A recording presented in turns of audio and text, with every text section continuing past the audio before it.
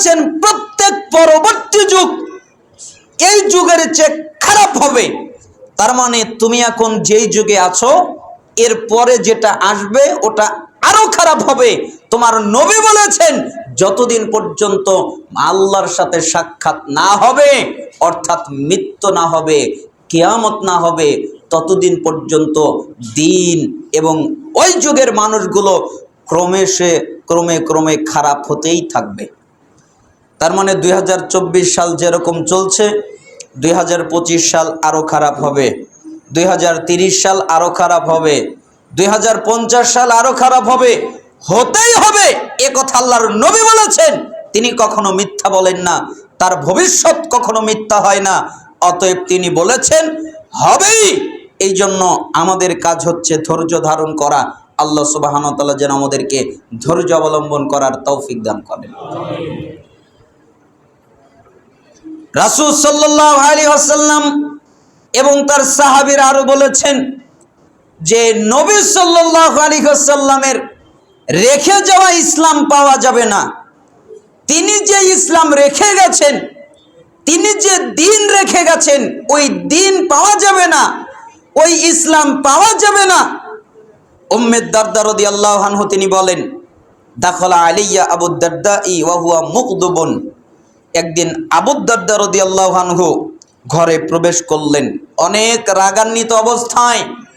তার অনেক রাগ ছিল, অনেক রাগ করে তিনি ঘরে প্রবেশ করলেন। তো উম্মে দারদা রাদিয়াল্লাহু আনহা তিনি বললেন, আমি জিজ্ঞেস করলাম, মা আকদবাক, কি ব্যাপার, আপনি রাগ করেছেন কেন? আপনার রাগের কারণটা কি? আপনি কেন রাগ করেছেন? আপনি কেন রেগে গেছেন? তখন তিনি বললেন, আল্লাহি, আল্লাহর কসম, আল্লাহর শপথ, আল্লাহর কসম, মা আরিফু মিন উম্মতি মুহাম্মাদিন সাল্লাল্লাহু আলাইহি ওয়াসাল্লাম শাইআ ইল্লা আন্নাহুম ইউসাল্লুনা জামিআ। জামাতে নামাজ আদায় করা ছাড়া, জামাতে সালাত আদায় করা ছাড়া মুহাম্মদ সাল্লাল্লাহু আলাইহি সাল্লামের দিনের কিছুই আমি সমাজে দেখতে পাচ্ছি না, তাই রেগে গেছি। অর্থাৎ শুধুমাত্র জামাতে সালাত আছে, জামাতে নামাজ আছে, এছাড়া তার দিনের কিছুই আমি এখন সমাজে দেখতে পাচ্ছি না, তাই রেগে ঘরের মধ্যে প্রবেশ করেছি। বুখারীর 650 নম্বর হাদিস এটা। একই কথা তিরমিজির 2447 নম্বর হাদিসের মধ্যে এসেছে। আনাস ইবনে মালিক রাদিয়াল্লাহু আনহু তিনি বলেন, মা আরাফু শাইআ মিম্মা কুননা আলাইহি আলা আহাদিন নবী সাল্লাল্লাহু আলাইহি ওয়াসাল্লাম। তিনি বলেন, নবী সাল্লাল্লাহু আলাইহি ওয়াসাল্লামের রেখে যাওয়া চর্চিত দিনের কিছুই, তিনি যেই দিন রেখে গেছেন, তিনি যেই দিন চর্চা করতেন, ওই সময়ে যেই দিন চর্চা করা হতো, ওই দিন এখন আমি সমাজে দেখতে পাচ্ছি না, তাই ওইটা দেখা যাচ্ছে না, ওটা নেই। রাসূলের সময়ে চর্চিত দিনের কিছুই আমি এখন আর সমাজে দেখতে পাচ্ছি না। তাই সাহাবায়ে কেরাম বললেন, আমরা জিজ্ঞেস করলাম, আইনা সলাহ, সলাত তো আছে, নামাজ তো আছে, আপনি যে বললেন নেই, নামাজ তো আছে, সলাত তো আছে।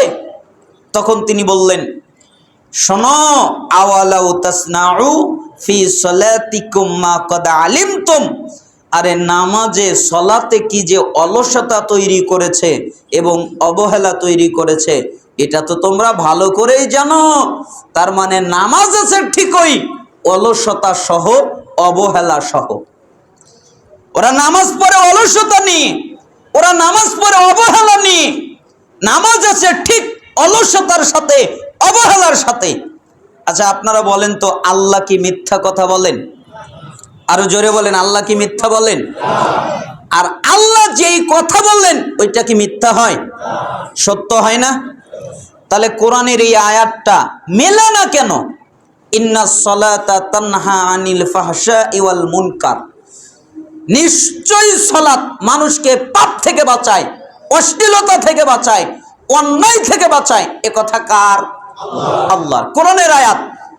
মানুষকে সালাত পাপ থেকে বাঁচায়, সালাত অন্যায় থেকে বাঁচায়, সালাত অশ্লীলতা থেকে বাঁচায়, সালাত গুনাহ থেকে বাঁচায়।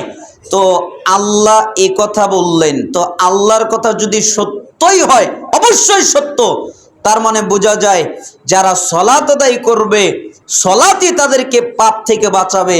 কিন্তু উল্টা, ও নামাজও পড়ে সুদও খায়, ও নামাজও পড়ে ঘুষও খায়, তার মানে পাপ থেকে সালাত তাকে বাঁচাচ্ছে না।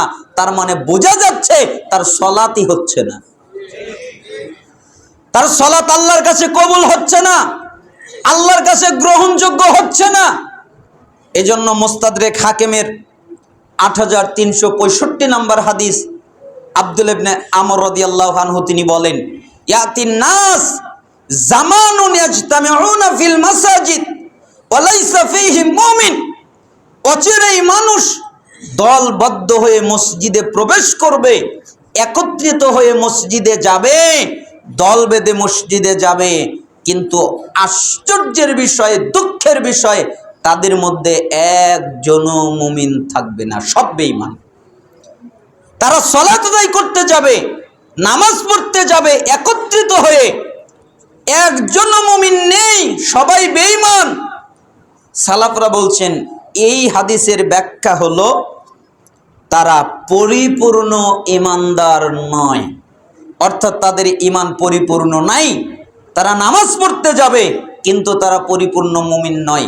এজন্যই তো দেখি সালাত আদায় করে সুদ খায়, সালাত আদায় করে ঘুষ খায়, সালাত আদায় করে জিনা করে, ব্যভিচার করে, সালাত আদায় করে নিষাদার দ্রব্য পান করে, সালাত আদায় করে মিথ্যা বলে, সালাত আদায় করে গীবত করে, সালাত আদায় করে চুগলখুরি করে, সালাত আদায় করে চুরি করে, সালাত আদায় করে অন্যায় করে, সালাত আদায় করে অত্যাচার করে, আরো যত পাপ আছে সালাত আদায় করে বেপরদায় চলে।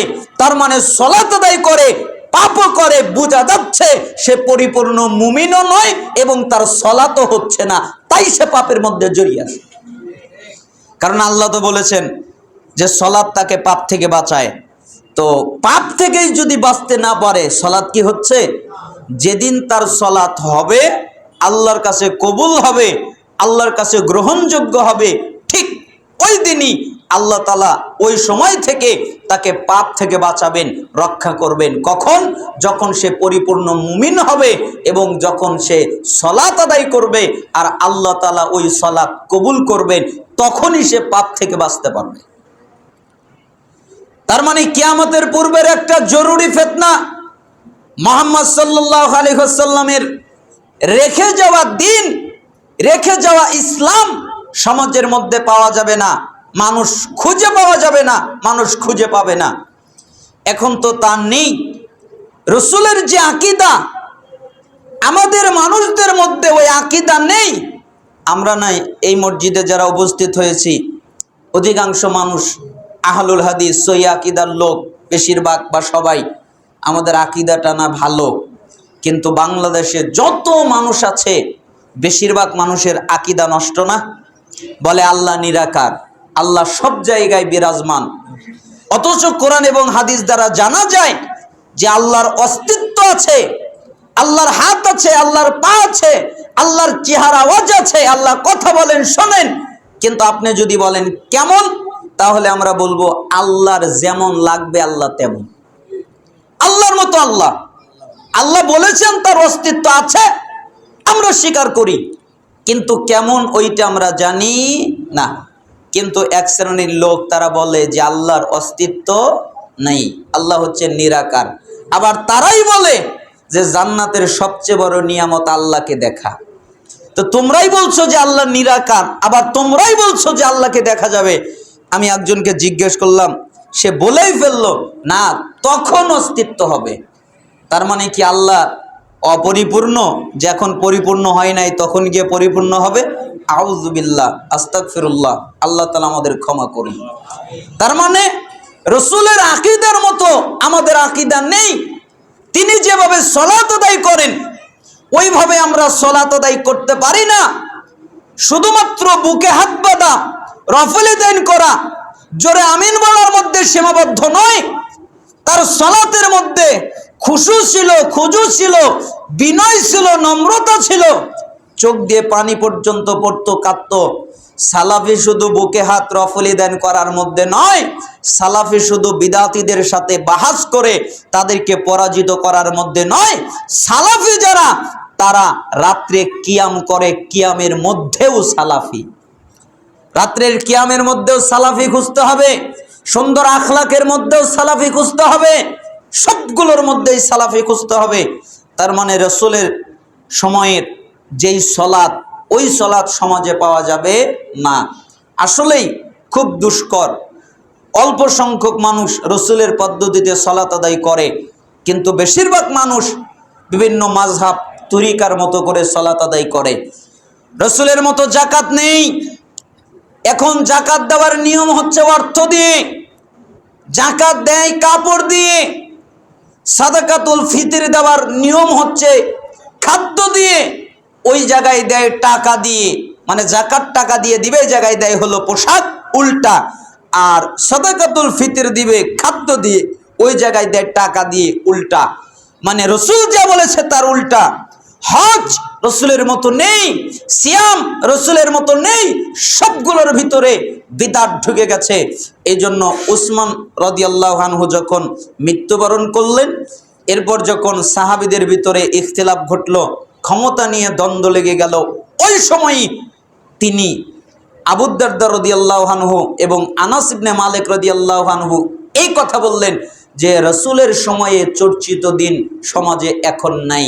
তো ওই সময় যদি এই কথা বলেন, তাহলে আজকের যুগে থাকলে আর না জানি কি কথা তারা বলতেন।